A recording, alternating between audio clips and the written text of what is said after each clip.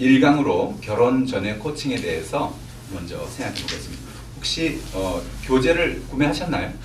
교재는 못 들어가지고. 아, 그러셨구나. 여기에 나오는 똑똑 나 이제 결혼해도 될까요? 이 바로 제가 쓴 책인데요.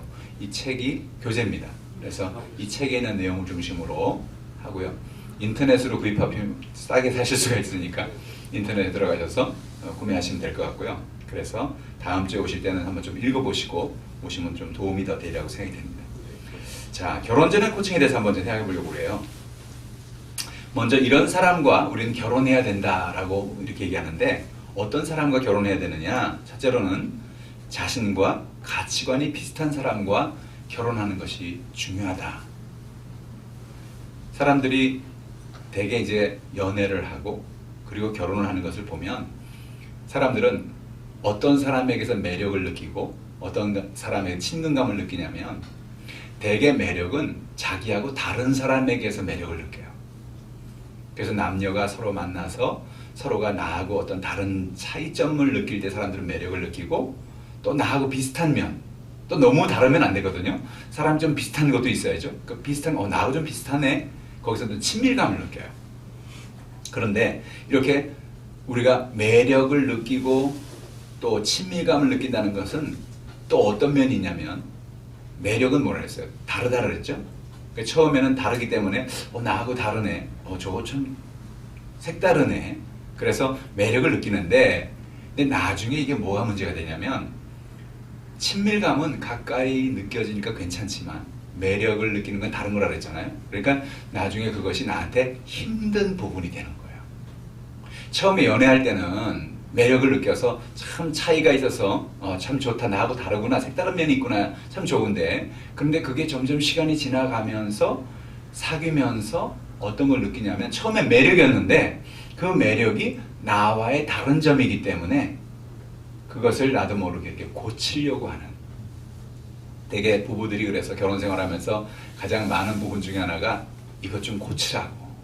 왜 이러냐. 옛날엔 그게 그렇게 좋아 보였는데 결혼 생활하면서 좀 이것 좀 안 할 수 없냐고 그런 얘기를 많이 하죠. 특히 이제 바깥에 나갔다 와서 옷을 막 아무 데나 막 벗어놓는다든지 또 이렇게 양치질 할 때 보면 어떤 사람은 치약을 쓸 때 아래서부터 이렇게 짜 쓰는 사람이 있는가 하면 어떤 사람은 가운데 푹 눌러서 쓰는 사람 있잖아요. 근데 뭐 아무렇게나 쓰면 어때요, 그죠? 치약은 그냥 이만 닦으면 되는 건데 그런데 그게 자꾸 거슬리는 거예요. 그래서 그런 얘기를 하죠. 왜 당신은 왜 맨날 치약을 가운데를 짜서 치약을 꺾어 놓는 거야? 그런 얘기를 하고 아니 왜 어때서 아무렇게나 치약을 뭐 쓰면 되지? 이제 우리가 그런 얘기를 하죠. 근데 결국은 그것이 서로의 차이점 때문에 오는 그런 건데 별거 아닌 건데 그게 자꾸 이렇게 신경이 쓰이고 걸리는 거예요. 그래서 나중에 어려움을 갖게 되는 것이죠. 그래서 우리가 중요한 것은 뭐냐? 결혼하기 전에 우리가 알아야 될 것은 자신과 가치관이 비슷한 사람과 결혼하는 것이 중요하다. 제가 이 책에서 그렇게 소개하고 있습니다. 자신의 가치관이 비슷한 사람이라는 것은 내가 나를 사랑하면 뭐 그 정도는 고쳐줄 수 있지 않아? 보통 사람들은 그런 생각을 하잖아요. 근데 이 가치관이라는 것은 한번 정해지면 거의 고쳐지지가 않아요. 되게 사람들이 결혼하면서 이 정도는 나를 사랑하니까 고쳐줄 거야. 이런 정도는 뭐 내가 말만 하면 될 거야 그랬는데 벌써 20년, 30년 이상을 사람들이 자기가 가져온 살아온 어떤 습관이 있잖아요. 그 습관이 하루아침에 고쳐진다는 것은 참 쉽지 않은 거예요. 그래서 저는 흔히 그런 얘기를 해요. 결혼이란 뭐냐? 결혼이란 장점과도 결혼하는 것이지만 단점과도 결혼하는 것이다. 사람들이 결혼할 때 보면 이 사람이 이런 장점이 있구나, 이런 좋은 점이 있구나 그런 마음이 있어서 결혼을 하는데 결혼 생활 하다 보면 그런 단점이 자꾸 나오거든요. 근데 그런 단점이 나오는 걸 보면서 왜 이걸 안 고치냐고. 근데 고치기가 쉽지 않은 거예요. 왜냐하면 그 사람이 그런 사람이니까. 그래서 그 사람의 있는 모습을 그대로를 받아들여 줄 수밖에 없는 것이 결혼 생활이라는 거죠. 그래서 이제 나중에 대화에 대한 얘기가 나오는데 그런 것이 있을 때 힘들 때 상대방을 비난하지 말고 보통 우리가 얘기할 때 아니, 당신은 사람이 왜 그래? 당신은 왜 맨날 그래? 이 맨날이란 단어, 그죠? 맨날이란 단어 이건 아주 위험한 단어예요. 아니 한 번 그랬는데, 가끔 그랬는데 그냥 맨날이라니? 내가 언제 맨날 그랬어? 그죠? 억울한 생각이 들잖아요. 그래서 거기서 또 어려움이 생기는 거죠. 그래서 우리가 상대방이 가지고 있는 어떤 약점, 상대방이 가지고 있는 단점 이런 부분들을 그 부분들도 역시 내가 같이 결혼한 것이다 라는 것을 늘 잊지 않는 것이 중요합니다. 예를 들어서 제가 이 책에서 이런 얘기를 했어요. 어떤 사람이 아내는 어려서부터 돈을 늘 잘 관리하는 것을 배웠어요. 어려서부터 저축을 하고 돈이 모이면 예금을 하고 그래서 돈을 이렇게 모으는 그런 습관이 있었어요. 그런데 또 남편은 그게 아니라 돈이란 언제든지 있는 거지, 빨리 써야지 또 다가오는 거야, 그런 생각을 가지고 주머니에만 돈이 있으면 무조건 쓰는 그런 스타일이었어요. 근데 이 두 분이 만나서 결혼 생활을 하면서 가장 큰 문제 중에 하나는 경제적인 이런 갈등이 일어나는 거예요. 아내는 모아야 된다, 그래서 우리가 청약도 붙고 또 우리 집도 장만해야 되고, 그렇게 남편은 무슨 소리야, 돈을 자꾸 써야지 생기는 거지, 그러면서 어디 가서 밥 먹을 때 혼자 막 돈 막 내고 밥값 내고, 그 아내가 그게 힘든 거죠. 그래서 정말 중요한 것은 가치관이 비슷한 것이 중요하다는 거예요. 남녀가 만나서 서로 간에 경제에 대한 어떤 가치관, 삶에 대한 어떤 가치관, 이런 것들이 비슷할 때, 그 가치관이 비슷할 때 그 가정이 행복한 가정이 될 수 있는 확률이 훨씬 더 커지는 거죠. 그러면 이미 결혼을 했는데 어쩌란 말이냐? 이미 그러면 우리는 가치관이 다르다. 경제적인 가치관이 달라. 서로 어떤 사람은 저축을 하려고 하고 어떤 사람은 나는 쓰려고 하는 그런 스타일인데, 그럼 어떻게 하면 좋겠느냐? 그럴 때는 어떻게 하냐? 대화가 필요한 것입니다. 앞으로 우리가 살아갈 때 어떻게 하냐? 사실은 집에서요, 어려서부터 경제 교육을 받지 못한 사람이 꽤 많이 있어요. 그냥 부모님이 알아서 다 해주시고 나는 그냥 부모님이 주신 용돈 받고 살아왔기 때문에 내가 내 돈을 어떻게 관리를 하고 그런 걸 거의 못 배우거든요. 근데 사실 미국에서는 아이들이 학교 다닐 때 경제 과목이 있어요. 경제 과목이 있어서 아이들에게 어려서부터 저축을 하는 습관을 가르쳐주고 그것을 예금하고 또 그것을 돈을 모으는 그런 투자하는 그런 걸 가르쳐주는, 우리 한국엔 그런 게 거의 없잖아요. 그러니까 부모님이 줘봐야 그냥 용돈, 푼돈 주는 거니까 뭐 그거 그냥 들어오는 대로 까먹고 이제 그러니까 남는 게 없잖아요. 근데 어려서부터 많지 않더라도 모으고 경제적인 어떤 그런 것을 하는 그런 훈련을 하면 결국 그것이 삶을 나중에 풍요롭게 만드는 그런 자료가 되는데, 이제 그게 잘 안 돼 있기 때문에 만약에 부부 가운데 둘 중에 한 사람이 그런 훈련이 돼 있다면 그렇지 않은 사람에게 가르쳐주고 나눌 필요가 있는 거예요. 근데 이게 어떻게 보면 좀 뭐 나를 뭐 가르치려고 그러나 나를 어떻게 보고 이렇게 하나 그렇게 할 수 있잖아요. 그러니까 그런 생각을 하지 말고 서로가 대화하면서 이런 부분은 우리가 이렇게 하는 것이 좋겠다라고 하는 그런 부부간의 대화가 참 중요한 겁니다. 그래서 그런 비슷한 가치관을 가지고 살아가는 것이 중요하겠다. 두 번째로는 친구 같은 사람과 결혼하라는 거예요. 친구 같은 사람과 결혼하라면 사람들이 보통 친구 같은 사람이면 재미가 없잖아요. 친구 같은 사람이면 매력이 없잖아요. 근데 여러분 한번 생각해 보세요. 어렸을 때 동네에서 친구들하고 놀잖아요. 친구들하고 놀면 시간 가는 줄 모르고 놀죠. 전 지금도 제가 어렸을 때 동네에서 친구들하고 같이 막 뛰어놀고 총싸움하고 막 숨바꼭질하고 무궁화꽃이 피었습니다 뭐 그런 거 하고 놀 때 정말 낮에 나가면 밤에 밥 먹을 때까지 시간 가는 줄 모르고 놀았거든요. 참 재밌게 놀았어요. 근데 가만히 생각해 보면 왜 이렇게 재밌냐면 친구들하고 노니까 그렇게 재밌는 거예요. 친구니까.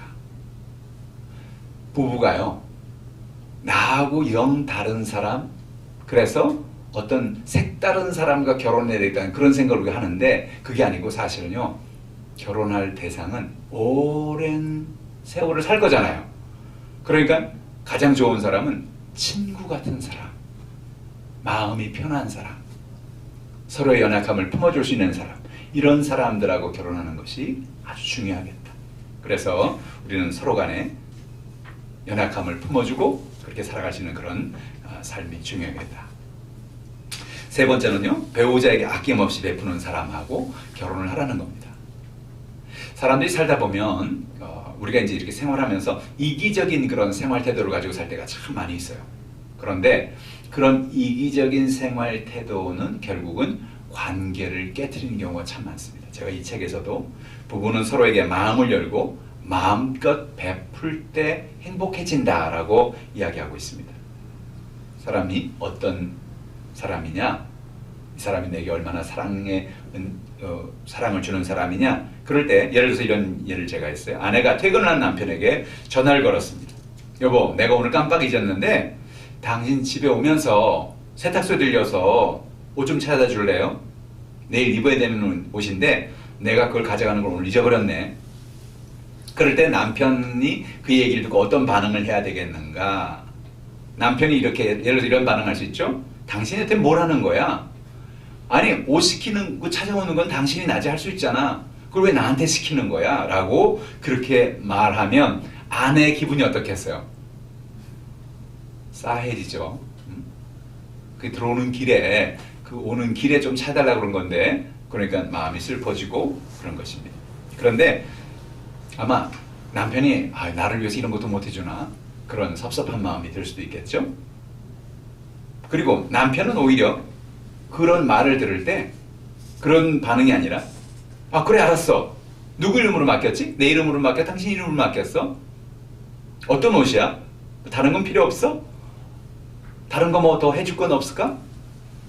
그런 말을 하는 것과 당신은 여태 뭐 했어? 라고 하는 말하고 완전히 다른 반응이 나타나겠죠. 근데 생각해 보세요. 어차피 그 옷은 내가 찾아와야 되는 옷이에요.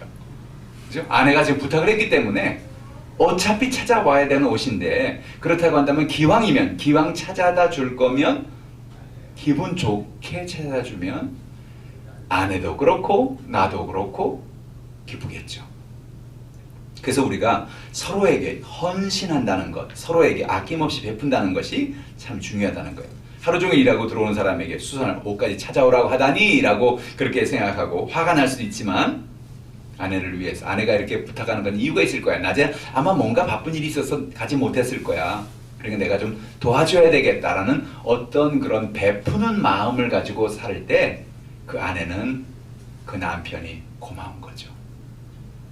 우린 인생을 살아가면서 사람들에게, 남편과 아내 가운데 각자 마음속에 저금통에 저축을 하는 거예요. 서로에게 헌신을 하고 서로에게 베풀고 서로에게 잘해주면 그것은 계속 저금을 하듯이 저금통에 계속 저금이 쌓이는 거예요. 그래서 상대방이 만약에 내가 뭔가 필요로 할 때 아내에게 아내 나 이거 좀 도와줄래? 라고 얘기하면 아내가 옛날에 내가 받았던 그게 있잖아요. 내가 받았던 그런 그 헌신에 대한 그런 감동이 있잖아요. 그러니까 그래 알아서 내가 해줄게 라고 그렇게 얘기하지만, 근데 남편이 옷 좀 찾아줄래? 당신은 손이 없어 발이 없어? 당신이 이렇게 뭐 하는 거야? 라고 그렇게 말하면 저금된 게 있어요 없어요? 없어요. 저금된 게. 그러니까 남편이 나중에 부탁해도 당신은 당신도 나 안 도와줬잖아 이렇게 나오는 거죠.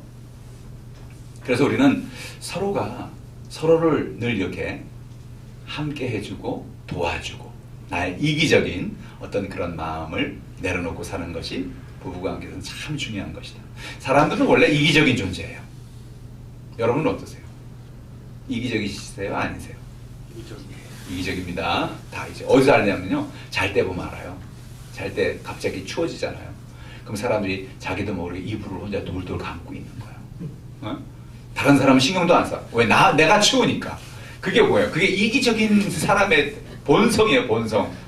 잘 때는 본성이 나타나잖아요. 그러니까 그래서 우리가 이런 이기적인 마음을 내려놓고 아낌없이 서로 베풀고 사는 그런 부부가 돼야 되겠다. 그리고 건강한 사람과 결혼하라는 거예요. 결혼할 때 참 중요한 것이, 요즘에는 이렇게 결혼하기 전에 어디가 아프냐, 무슨 문제가 있느냐, 가족력이 있느냐, 그런 거 많이 묻잖아요. 그래서 이제 그런 걸 묻고 서로가 연약함을 알고, 그래서 만약에 뭐가 아프다 그런다면 나 이 정도는 감당할 수 있어. 그래서 결혼한다면 문제가 없겠죠. 그런데 그런 것 없이 어느 날 그냥 결혼을 했는데 어느 날 갑자기 큰 병이 있는 걸 알게 됐어요. 거기서 또 많은 갈등이 일어나겠죠. 그래서 서로가 연애를 하고 또 결혼을 하기 위해서 준비하면서 건강한 사람과 결혼하는 것이 참 중요하다. 우리가 흔히 이제 이렇게 드라마나 이런 영화 같은 걸 보면 되게 어떤 비운의 그런 주인공들이 있잖아요. 그래서 그런 주인공들로 말미암아 결국은 어떤 육신의 어떤 연약함 때문에 어떤 건강의 문제 때문에 어려움이 나오는 그런 영화들이 많잖아요. 그래서 이런 것도 결혼하기 전이라면 우리가 충분히 생각해보고 그래서 건강한 배우자와 결혼하는 것이 좋겠다. 그래서 우리가 제일 먼저 강의는 이런 사람과 결혼해야 됩니다. 어떤 사람입니까? 나하고 가치관이 비슷한 사람과 결혼하여 또 나하고 친구 같은 사람, 나하고 많이 다른 사람이 아니고 나하고 많이 비슷한 사람, 그런 사람하고 결혼을 하자. 또 배우자에게 아낌없이 베푸는 사람, 헌신하는 사람, 그리고 건강한 사람과 결혼하는 것이 좋겠다. 이렇게 1강의 제일 먼저 주제를 우리가 공부했어요. 혹시 질문 있으신가요? 오늘 제가 지금 나눈 내용 가운데. 네, 다음 강의를 계속 하라는 그런 눈치입니다. 네, 다음 강의로 넘어갈게요.